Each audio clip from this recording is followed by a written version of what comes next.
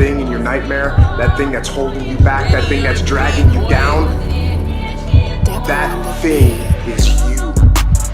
You will not outwork me. And the whole gig is just a giant hustle. That's all it is. Life is just a hustle. That's all life is. One giant hustle. Alright, what's up everybody? So this should be the video that everybody has been waiting for, everybody's been bugging us about, everybody has wanted to see. This one should be it. So John did his normal video, and if y'all haven't caught on yet, if you're kind of new to the channel, we've grown at a pretty fast pace. John does his normal entertainment, videos, the normal how everything went videos. He's kind of got his routine, and we're developing our routine where we kind of come behind him on the car and we kind of tell the backstory and give you the actual grind and the info and everything on it. Sometimes these are a little longer. This one's going to be a little longer because we are about to go through 6 passes with y'all in this car. So we're going to voice over the passes. You're going to see in-car, straight raw footage. We'll voice over. We'll explain what happens. But this one's good. So stay tuned. Sit back because this one's struggle and then this one's personal best. Let's roll.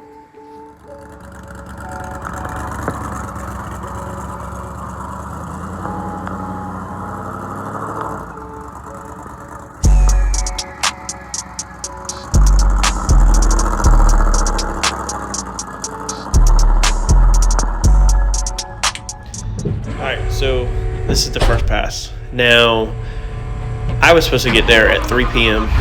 Track was supposed to go hot at 4 p.m. I was running late. I actually got there close to 4 p.m. I was hauling tail to get there. Then I get there and find out that they're actually holding everybody back because the track temperature was 150 degrees. And of course, when it's that hot, radial cars got there and you pull up the glue, rip up the rubber. Now, John said they should have went ahead and allowed us to run, on the slicks, the floppy tires, because we wouldn't have damaged the track really, especially once it cooled down to maybe 130s, 120s or something. Just give it a little time. But this pass did not happen until 7:09 p.m. That's what the time slip was. So.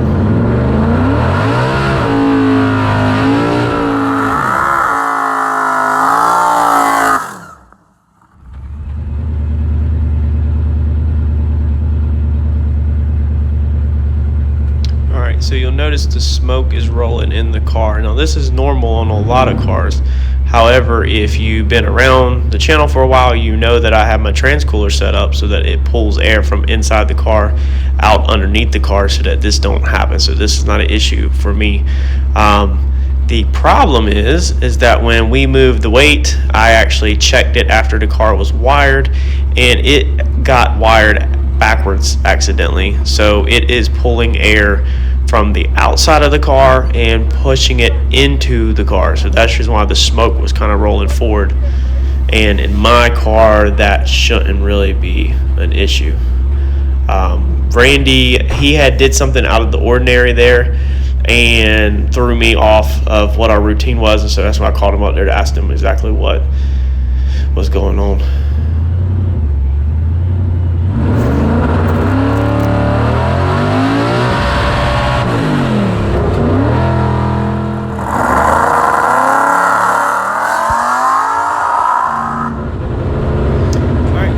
There goes that freaking rev limiter at 7,700 RPMs. I'm pretty sure John had this thing set to shift at, I want to say 8,500 RPMs, and we were instructed by Kevin to set the main rev limiter to 8,900 RPMs and to wind this thing out. I think Kevin originally said 10,000. John said over the phone, but then he backed it up to 8,900.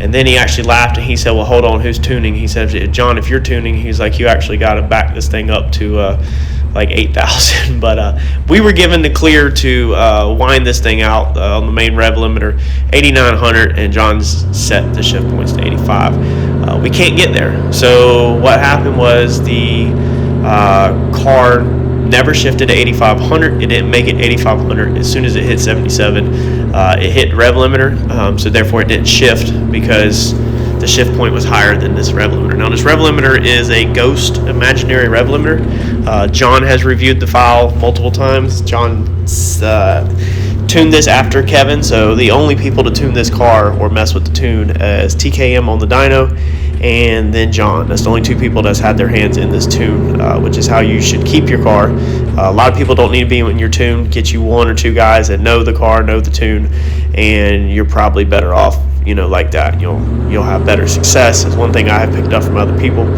Kevin's also reviewed the file, and he cannot find any reason why this thing should be hitting a rev limiter at 7,700, being there's nothing in it. Now, John went live after this pass, or during this pass. I can't remember if you caught it on his channel, and everybody was given advice in the comment section, but absolutely nobody has figured this out yet of why this car is hitting the rev limiter at 7,700 RPMs.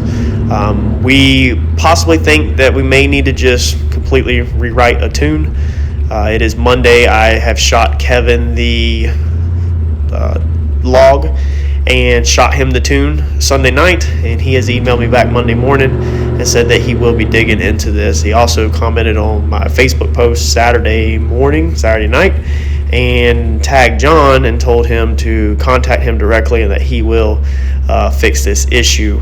So shout out to TKM. The customer service is absolutely over the top.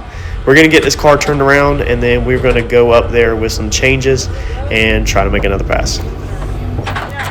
But I was trying to make RPM. All right, good, good. Alright, so here is our second pass. Now, our first pass we did run in the 6s. I lost the ET time on the receipt. It got messed up. But we did run a 149 60 foot, a 445 330.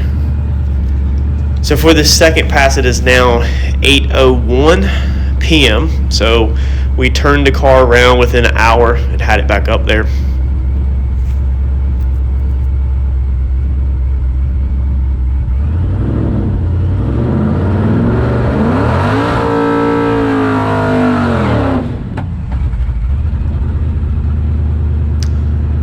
So the only way we were able to test at 7, we were supposed to be testing at 8 p.m., is we actually jumped into an open class that was free buy-in. So we decided to jump in that. It's basically a bracket class just so we could get 2 passes in before everybody else was allowed to open test. Now at this time, this is the guy that's on the microphone. He comes up to Randy, and I forgot to actually ask Randy what was going on, but from what I could see by Randy's face, it's actually cut out from the mirror in this one.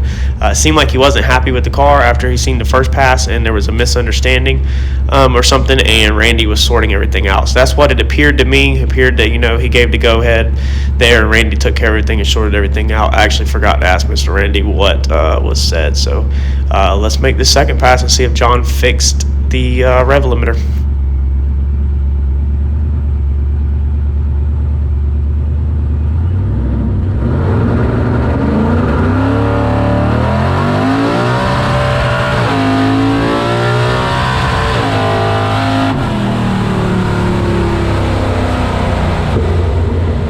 Alright, well, there you go. You can see that 7,700 RPMs kicked our butt again. Even after John made a couple of changes that he thought might get us there. Just like the first pass, the times I gave you, it did not shift, so it did not shift again. That was in first gear.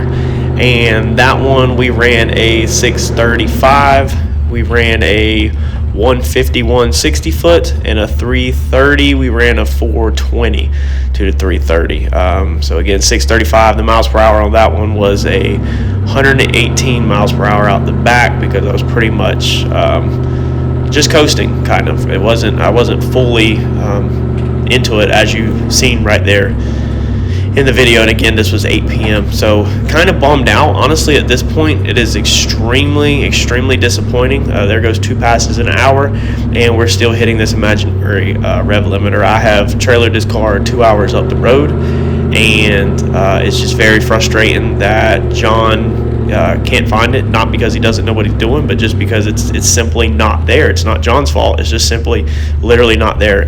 Kevin is an extremely good tuner, and when he reviewed the data logs, he also said it makes no sense why this car is hitting it. So again, my head is just like, man, it has got to be like a corrupt file or something.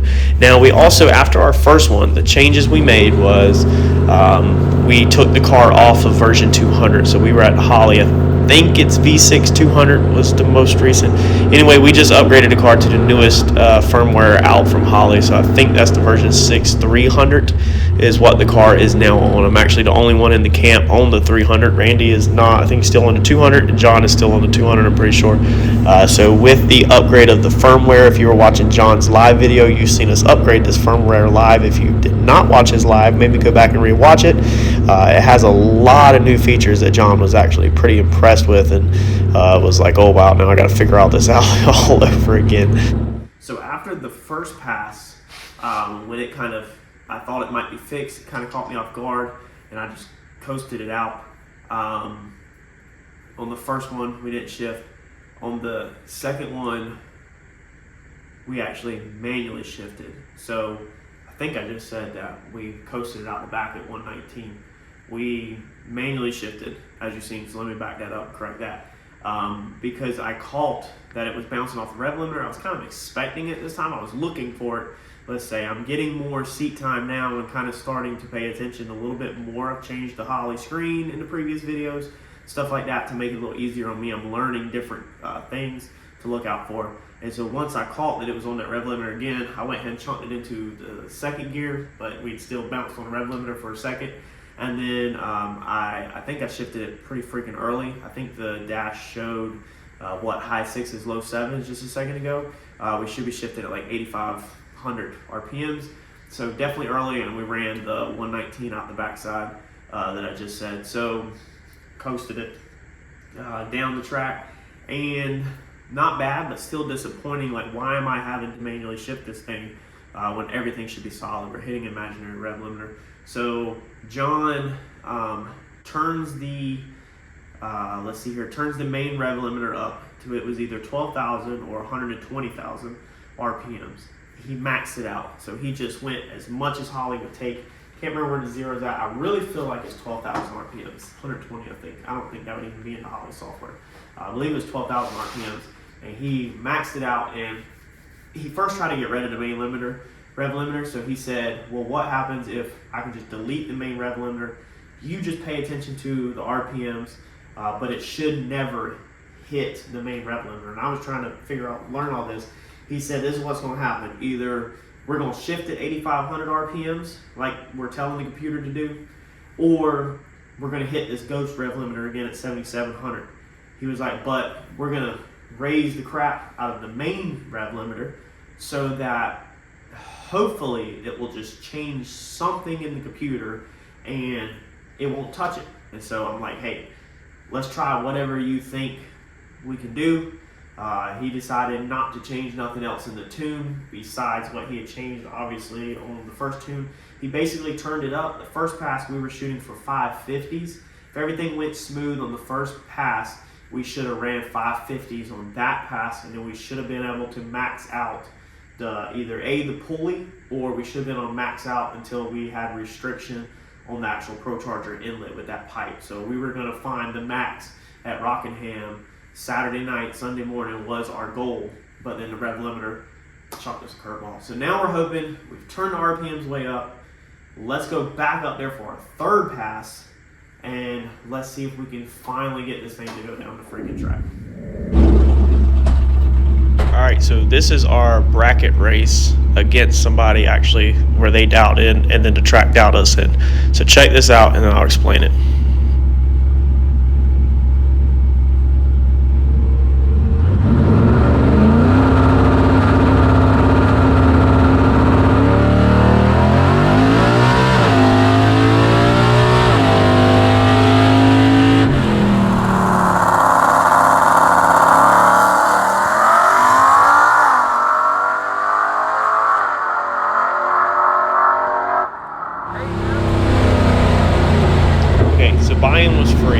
I have no clue what the payout was. We were laughing. We were like, maybe it's $500, maybe it's $1,000. Maybe we should hold the car back. Maybe we should try to win some money. The track dialed us in on our last bad pass. So our last bad pass was a 635. 630s rode on my car because they dial it in off your last pass to a certain amount. So they dialed me in at a 630. Now the girl I was racing, they dialed her in at a 649. She ran a 654. I went out there on this pass. They dialed me in at a 630, and I ran a 598. So we're getting back near where we was. I literally blew her doors off. It was kind of funny. We were all laughing in the pits because we were sure that she was probably making the pass, and she was like, "What a freaking idiot!" Because, you know, I'm literally just throwing away, I don't know, $500,000, whatever the payout was. I have no clue what the payout was, but I just threw away a bunch of money. I did not care about the money. I'm not there to win no bracket race. We're there to figure out this car, bring y'all content, and grow and advance with this car. I don't have time to be holding this car back until it held itself back enough. I think y'all would agree with me. So we threw that one away because we were literally just using all of this as passes. That one ran 119 miles per hour out the backside, like I said, a 598.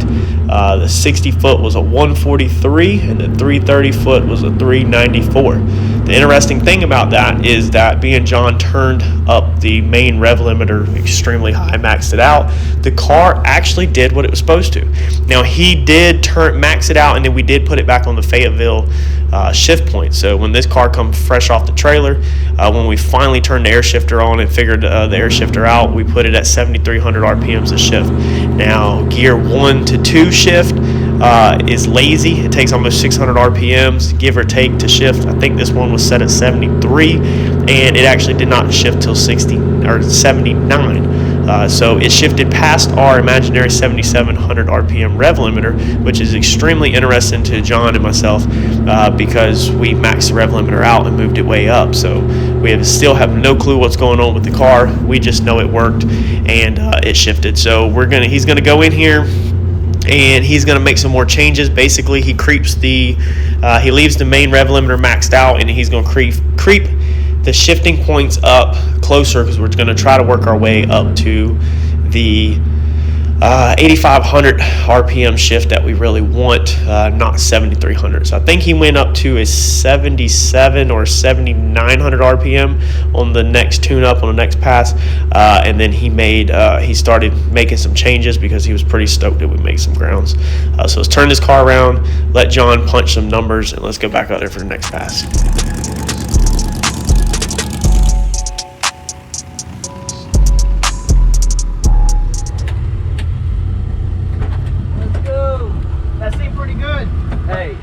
Do? Huh? You could buy back for 30, and maybe they give you that time as your dollar. I wonder if they would do that. If they do that, that'd be good. All right, so this pass, basically, this is our fourth one. What John has done is creep the shift points up a little bit to basically test the car and see what happens when he moves the shift points up. Now I can go ahead and tell you this is the fourth pass. Pass 5 and 6 gets rowdy, so get ready because we are about to start finally making some freaking grounds.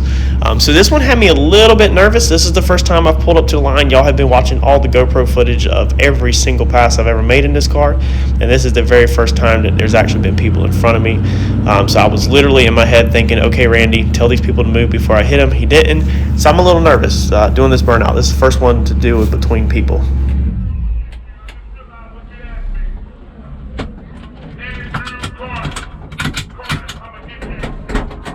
You got the camera on?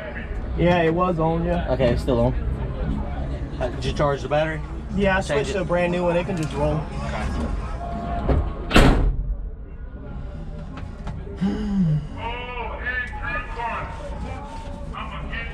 Man, boy, it's getting late for these adrenaline spikes.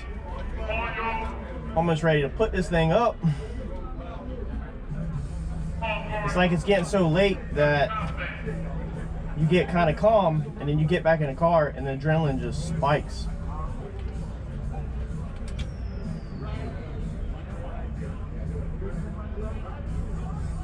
So obviously you probably noticed they're cleaning the track in front of me. There's something down on the track. That's the reason why they asked me to kill the car. And the exhaustion is starting to set in. I'm tired from work. It's almost 1 a.m. and just that adrenaline just spiking up after you've been hanging out and relaxing. It's exhausting. Let's make this pass.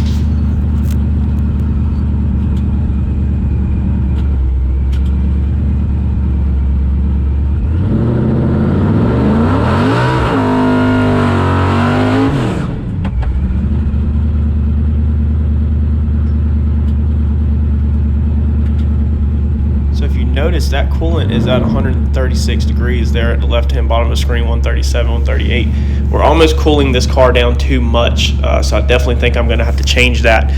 We really were advised to be at 160, between 160 and 190 during passes.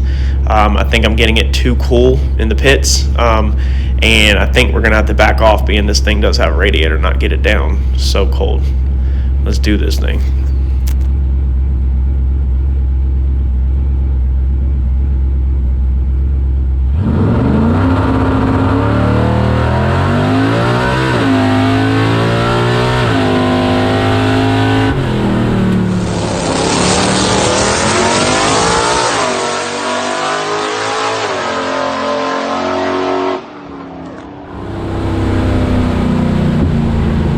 So we are getting somewhere. We're actually doing better. I believe this is the one where I did not have, I think I had 77% throttle on the trans brake, so it balled the car down a little, didn't quite leave that hard on the trans brake, and I kind of messed that pass up.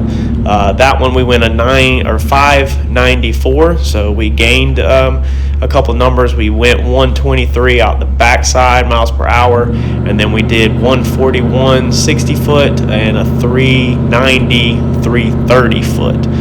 So we're definitely moving up now. Our last 60 foot was 146. That one was 141. Our last 330 was 421, and that 330 was 390. So we're moving in the right direction. John's changes are definitely helping, but I kind of dropped the ball on that one with only 77% throttle. But like I said, the people being there threw a new factor into the mix for me. This was an actual race event. It wasn't so much testing, so there was people on the line. And I think it messed in my head a little, and for some reason I just did not have the throttle all the way down. I told John I have no clue what I was thinking, no clue why the throttle wasn't all the way down, because in my mind I thought I made that right. So this one, he says that was our fourth pass, and we're going into pass 5. He said, you know what, that was almost 1 a.m. and we are going to go ahead and start getting after this thing. He reviewed the data log, and it wasn't hitting the tires necessarily hard enough. He really dove into the torque converter, and he ended up building an advanced table to do some trickery that would make this car slam the tires a lot more. If you go back and watch John's video, you'll actually see the outside footage good in his video, I know, where he actually where the car actually hits the tires on pass 5 and pass 6 pretty freaking hard. So he spent, I think, a good 20 minutes or so tuning on the laptop to really try to get after this car, and I think he crept the shift points up a little bit more, but I can't 100% remember to give y'all that information. Let's get this thing cooled down, and let's get after pass 5.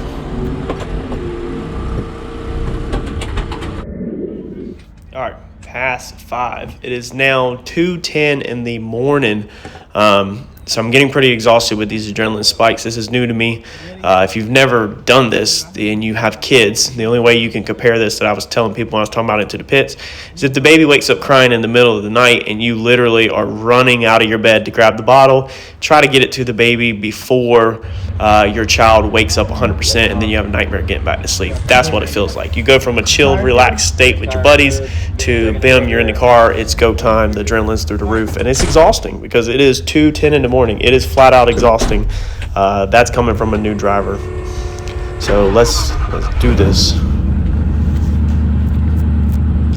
All right, I can go ahead and tell you one thing that we will be making a change to is, you can see I'm really focused on the shifter. I'm not having a hard time shifting it. The light, as you know, in my car is on the passenger side. So the light is on the passenger side shining to me. The shifter is between the light and me, meaning that my side of the shifter is completely black and I cannot see it because the light is so blinding. So I can't hardly see what gear I am. So we will be adding a small LED light to my side of the shifter during these next 2 weeks off, making changes to the car and fixing that issue.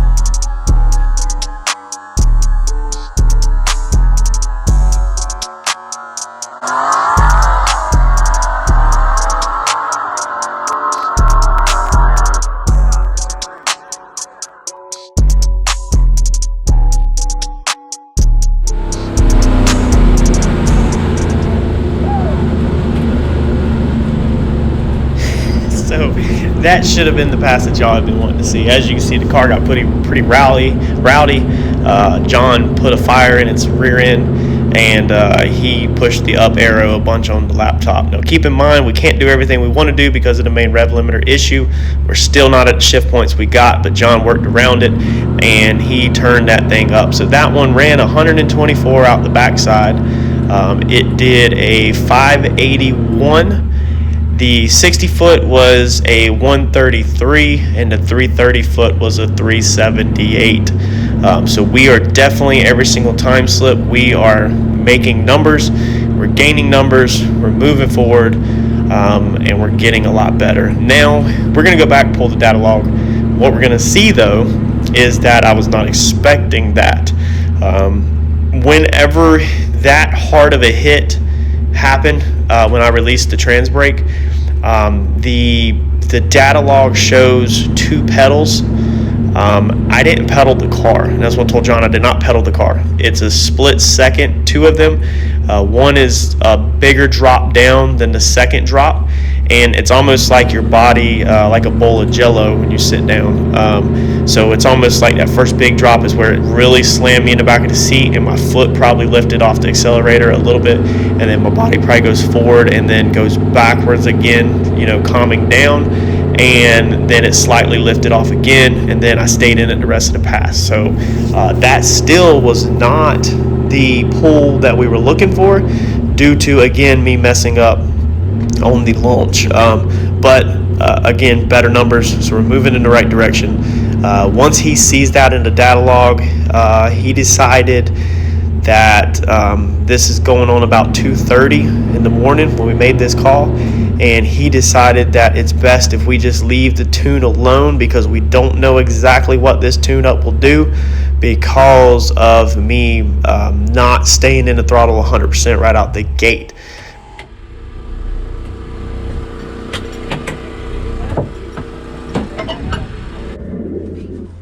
Now, Randy, if everything feels good and if I think about it, I'm gonna try to throw the chute. So I'll be delayed down there, but I can text you and tell you I'm good as soon as I get out the car. No, that's what I was doing.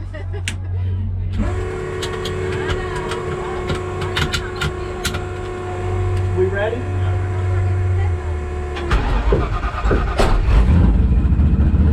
Alright, so again, I have not threw the parachutes in this car, so I told John come very last pass of the night, we probably should go ahead and throw the chutes, just make sure everything works. The problem was, right before this, I actually seen Randy throw the chutes. If you watch John's video, Randy threw the chutes and the car went all over the place. So it honestly kind of spooked me and got in my head when I got up there, and I said, well, maybe I don't want to throw the chutes, even though I obviously have to throw the chutes eventually. But this is pass number 6, and something's about to happen, and I'm going to let y'all ride along. Let's do this thing one more time, 3:30 in the morning.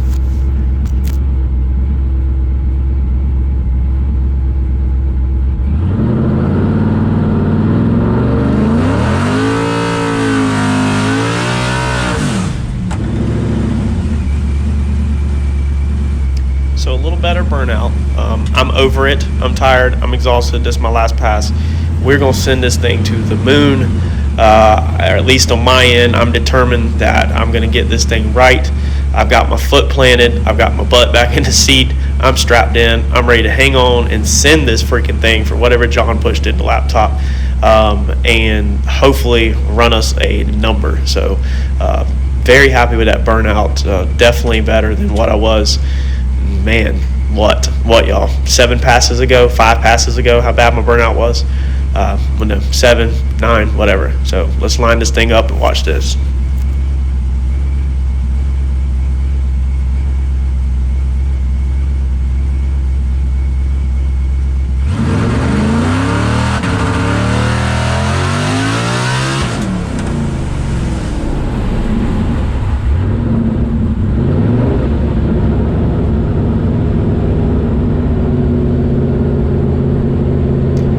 I don't know what happened. You might want to back your computer or your TV up. Watch the RPMs behind the steering wheel. They completely went blank. Car lost sync. John pulled the data log around 3:45 that morning at the track when we were loading up, and it shows that the car lost sync at the crank. So this is a factory Ford Coyote, brand new sensor from the Ford dealership. It is located on the back side of the motor. You have to pull the transmission out to see it. My car is set up where I believe I can change it now, sticking my hand down the firewall, but it runs off of the back side of the motor. So it's not like it's up front. It's the mount is built into the block on the Coyote, so you can't change the mount. You can't change the depth unless I guess you add a washer, but it's all Ford spec. I have again sent Kevin the data log. He is digging into it and trying to figure out what is going on with the car, and we're going to make some changes. So the next 2 weeks, John's not racing. I think he's racing way out of state. I'm not going basically. I know I'm off for 2 weekends. I think Randy is too. So we're going to be trying to fix these cars. There's a whole list of stuff that we're going to be going over on my channel, making changes to this car. And one of the changes is Kevin is looking at the data log, and we're going to try to fix the tune-up. So if he has to rewrite a tune-up, we'll do it. If I have to schedule with TKM and take this thing back to the dyno, I'll do it. We're going to be ordering some new stuff to make more power with the car. You might know where that direction is going to go. And we are going to work on the air inlet side of the car. We've already ordered some parts at the time of me recording this voiceover. Well, here comes the sun. Man, it has been a night. I feel like we have definitely got the car to the point where we need to sort out the issue that we're having. I feel like we need to change up the intake setup on the Procharger, and I feel like it's time to go ahead and order the small pulley. And once we sort them 3 things out, or handle them 3 items, this thing should really start running some numbers after the grounds we made tonight. 5:30 in the morning. Appreciate everybody watching. Smash that like button for me, and I greatly appreciate y'all. Thank you.